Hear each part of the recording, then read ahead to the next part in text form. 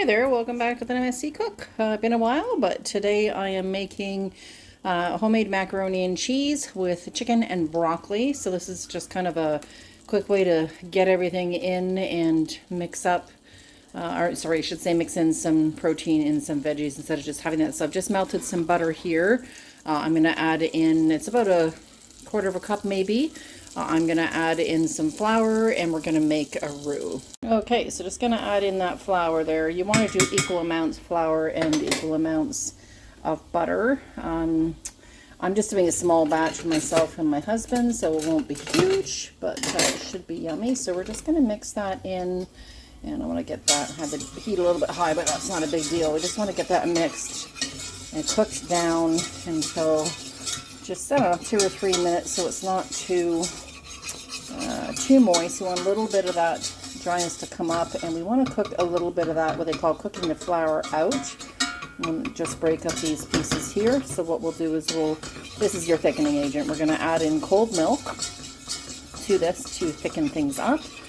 And we're going to continue to mix until we get the consistency we want. And then I'm going to add in some seasonings, which are salt and pepper. I always add a tiny bit of garlic powder and onion powder and some dry mustard. Just gives a little bit of a zing or something. If I don't put it in, I can tell that it's not there, and it's not that it tastes mustardy, but it just gives a little bit of flavor. So you've added that in. I'm going to add a little bit of milk here, so hold on 1 second, I'll grab that. Okay, so I've got the milk. I'm just using a 2%. You can use whatever milk you want. I would not use nut milk. I've tried it once. It does not work out very well, so this is definitely not for anybody that's vegan. If you're okay with regular milk, then this is perfect. So we just want to whisk this in and continue to mix that until it thickens up a little bit, and then we're going to add a little bit by little bit until we get the amount we want and the consistency we want. I'm also going to add, after the seasoning are in, I'm going to add in some cheese. Today I'm going to be putting in some sharp cheddar. I have some little bocconcini balls left over in the fridge, so I'm going to use those. I have a bit of Monterey Jack that has some pepper flakes in it, so kind of a spicy one, and it's not too hot, but just a little, just give it a little bit of extra something. And I think that's it. So, and Parmesan, I don't know if I mentioned that, but the Parmesan. So we look close here. Let me turn this heat, got it way down, so I'm turning this back up to kind of a medium. I'm on my power burner, and I tend to cook on that one a lot, but that's okay. So you can see here, this is getting a little bit thicker, which is what we want. I also, on the side, have a big pot of water boiling for my pasta. I'm not doing a lot, like I said. I just, it's better to have a lot of water in there. I'm going to be doing bow ties today, but you can use elbow, rotini, ziti, whatever noodles you want, really. The only ones I wouldn't do is spaghetti noodles, or like something like I don't know, anything long is not good. Penne is a really good one too. You want something that's going to kind of grab at the sauce, basically, where the sauce is going to get into the noodle a bit. So that's why macaroni noodles, like just your regular old, kind of like the ones you use for craft dinner, are always good because it holds in all that. So I'm going to continue to get this to the consistency I want and the amount I want, and then we'll add those spices in. Okay, so I've just added in the spices, which I, of course, thought I recorded, but anyhow, it's a teaspoon of mustard powder. I added in a half a teaspoon of salt, half a teaspoon of onion powder, half a teaspoon of garlic powder. And this is a pretty good consistency. You can kind of see here it's decently thick, but not overly thick. That's what we want. So I'm going to turn this right down to a minimum, let that sit for a minute. My water is boiling for my pasta, so we're going to get that out of the way here. All right, and add in some salt. We always want to salt our pasta water, because if we don't, it's going to be unflavored pasta. And if you've never salted it, trust me, try it. You're going to totally not regret that. So we're going to add that in. I'm going to get the pasta going. Oops, almost chopped my salt there. I'm going to get the pasta going, and I'm going to chop up the chicken. We roasted a chicken last night, so that's the chicken we're going to use in this, just some chopped up chicken breast. And we're going to add in some broccoli, which once the pasta is about halfway done, I'm going to add in the broccoli florets in with it because we're cooking it all together. There's no point in dirtying another pot. So we're going to come back to that in just a moment. Okay, so I've been keeping this hot. I've got the pasta in. Like I said, I salted it. Today I'm doing bow ties. Just happens to be what I have in the cupboard, but use, like I said, any pasta you want. Now, if you are low carb and you don't want to do regular pasta, you can use cauliflower. So just blanch that, or yeah, you could just blanch it is probably your best bet, or just steam it till it's not barely fork tender. You just want to cook it a little bit because this is going to go in the oven. Same thing with the pasta. We're going to cook this to al dente. I don't want it soft because it's going to bake in the oven for about a half an hour as well. So right now I've just got my milk, flour and whatnot, and we're going to add some cheeses in. So I'm going to show you what I have here. So I've got some cheddar. I have some Monterey Jack with some pepper flakes in that, and some little bocconcinis. I'm also going to add in some, what am I going to add in? Oh, some more Parmesan cheese, sorry. So I just cube it. I'm just going to grab a few of these. Sorry about the steam there. I just add a few in at a time. I don't particularly throw all of one kind in at a time or the other, and I prefer just to cube it because honestly it's going to take as long to melt as it is if you're going to shred it. So no need to shred and do all that work unless you buy pre-shredded. That works as well too. So we're just going to add this in, and as these lumps start to melt down a little bit, I just have this on low as well, just so you know, because we don't want to scorch this. We're just going to add little bit by little bit. The lumps seem to be getting a little bit smaller. Like, also get caught in your whisk, but that's okay. We'll get that out of there. Well, anyhow, it will melt down. So I'm going to keep those going. I'm going to keep adding these in, and we're going to come back in just a moment when just about all this is incorporated in, and then we will add in the Parmesan cheese. So we're just going to add a bit more and keep on going. All right, so while I'm still adding some cheese in there, I've chopped the broccoli. You can see I've just put it in little small little pieces. So I'm just going to dump that right into the pasta water. As I said, it's all getting mixed together anyhow. You don't have to add broccoli if you want, but if you want, you can add really any vegetables you want. I like it with broccoli. It just tastes a little bit nicer. Yeah, so I'm just going to continue with this cheese. We'll get that done. I'll be back in a second. All right, so we've got the pasta and the broccoli all drained. I'm going to put this back in the big pot and just let that sit there for a few minutes. So we can get that in there one-handed. There we go. And I'm just about finished this cheese sauce here, unless there are a few lumps in there, which I'm going to, a few lumps in there, which I'm going to leave. Now, this is really thick. You can see how stringy this is here. Super delicious, but the problem is a little too thick. This pasta in that has to soak up some of this sauce. So I'm going to be a little decadent and add some whipping cream in there, but you can add in some more milk, half and half, whatever you like. I'm also going to add in a pat of butter, just to, you know, make it a little more luscious, I guess is the word for it. So I'm going to grab that. We're going to add that in and mix this all together. All right, so the other thing I forgot is the Parmesan cheese. So I'm going to put some of that in too. Now I grated up about 3/4 of a cup of grated. So here's the whipping cream. It's 35%. I'm just going to put it on maybe half a cup or so there. I'm going to add in that Parmesan cheese. We want to get that in. I'm not going to put it all in because I don't like doing breadcrumbs on the top of mine. I like to just kind of sprinkle it with a bit of parm on the top. So it won't be a lot, but it'll just be enough. I'm going to mix this in here, and we're going to grab that pat of butter. So that's about a tablespoon and a half. So I'm going to let that mix another minute there, and then I'm going to get this all mixed in. Tap this off here. That is, again, pretty goopy, but we're going to just do that, bang it off so I don't lose any of it. Excuse, I do a little whip around in the kitchen there.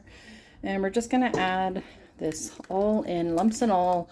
The lumps are just some of the big pieces of cheese, and we just want to be sure that those all get in there. So I'm going to give this a little scrape, and I'm going to chop up the chicken, add that in, and we're going to get it all put in a casserole dish and get it baking. Be right back.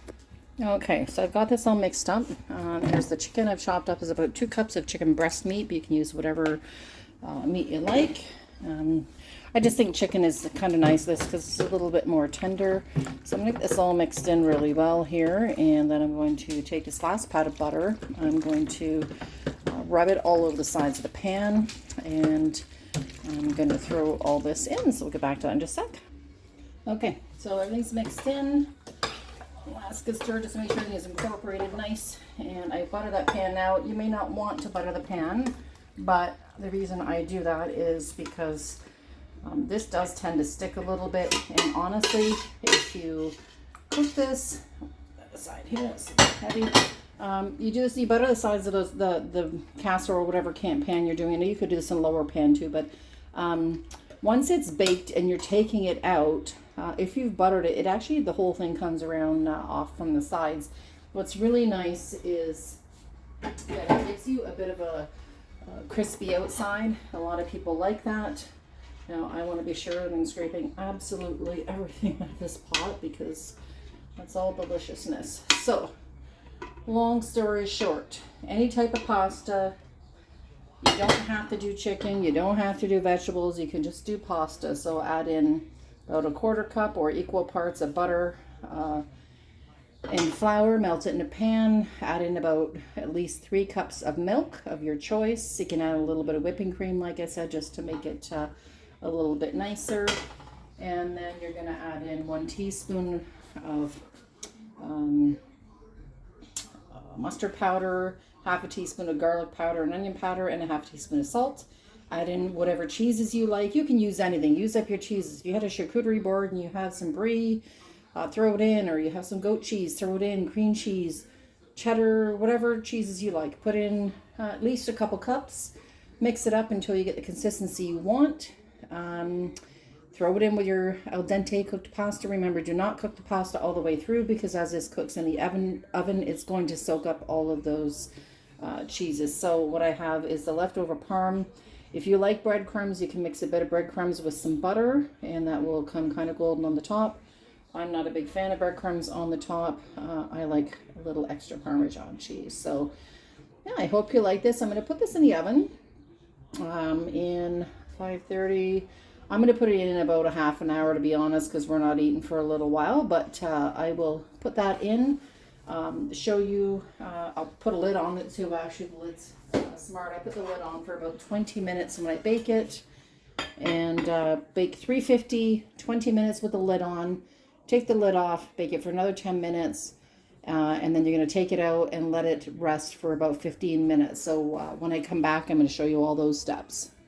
Okay, so oven is preheated. I'm going to put this up to, 20 minutes here.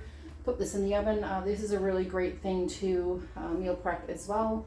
So what you can do is get everything ahead of time. You can keep it in a pan like this. Cover it with lots of saran wrap. Pop it in the freezer. When you're ready to bake it, you just take it out, defrost it completely. So I would take it out like the day before, leave it in the fridge when you know it's defrosted completely. Pop in the oven, 350 degrees for 20 minutes. We're going to pop that in for 20 minutes. We're going to leave that for 20 minutes. When the timer goes off, I've got it set now. When the timer goes off, we're going to take the lid off, leave it for 10 minutes to get that top a little crisped up. And I will show you when we get to that point. Alrighty, 20 minutes have just gone. Turn the timer off here. I'm going to take this out and just show you what it's looking like. This is the point where I tend to remove the top. So as you can see, this is a really heavy pan. And of course I said I was making the mill, but it ends up being a massive pan, so we'll leave that for a few days. So this is looking really good right now. We're just taking the lid off. I want to brown that a little bit. As you can see, it's getting a little yummy around the edges. We just want to brown that top just a tiny bit. You can't see the parm anymore, but that'll crisp up a little bit. So we're going to pop this back in the oven, and we're going to leave it timer for 10 minutes. And then we are going to come back, and we'll show the finished product. We do also want to let it cool shortly, but after that, to be 100% sure that we're not going to burn our mouths on it. So we leave it back in 10 minutes and show you where we're at. Okay, so last 10 minutes with the lid off of this mac and cheese is all done. So we're going to take this out. I'm going to leave it on the stove to cool, like I said, for at least 15 minutes so we don't burn our tongues off. And all of this just looks delicious. It smells amazing. And I think with the broccoli and the cauliflower, you got a nice complete meal. This could be a good one for the kids too, a good way to get in their veggies. And, you know, they might not complain because it just tastes like cheese. So Everything here is bubbling around the edges. Look how delicious that is. This is why you need to let it cool down. Like I said, totally needs to cool down. So the other thing I was going to say, like I said, if you don't want breadcrumbs on the top, like I don't like them, and you don't want to do Parmesan cheese, or you can do Parm, you can also add on, just shred some cheese over the top as well before you bake this, and it'll be really delicious. So I'm going to let this sit and cool for a little while. We're going to come up and serve a plate in a short while, and we'll be right back. Nummy, nummy, nummy. Look at this deliciousness that just came out of the oven for us. Hot cheese, broccoli, noodles, chicken. Freaking smells amazing. Anyhow, it's going to be ready in 15 minutes, so if you want to get your butt home, it'll be nice and hot for you. We're going to let it cool. It just came out of the oven, okay? I love you.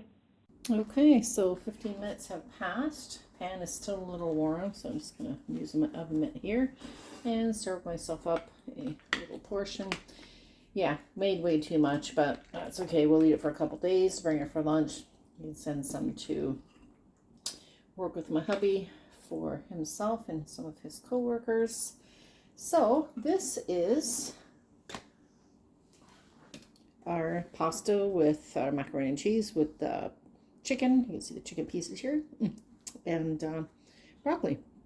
If you like this video, be sure to follow, subscribe, and hit the button to get notifications whenever I post a new video. I know, again, I apologize. It's been a while since I've been on, and I seem to say this every time, but I am definitely going to get some more videos up in the next few weeks. And yeah, enjoy. Try this recipe yourself. Tell me what you think, and if there's any you want me to try, you know, try to make for you, let me know, and we can try some new suggestions. Take care, and we will talk to you soon.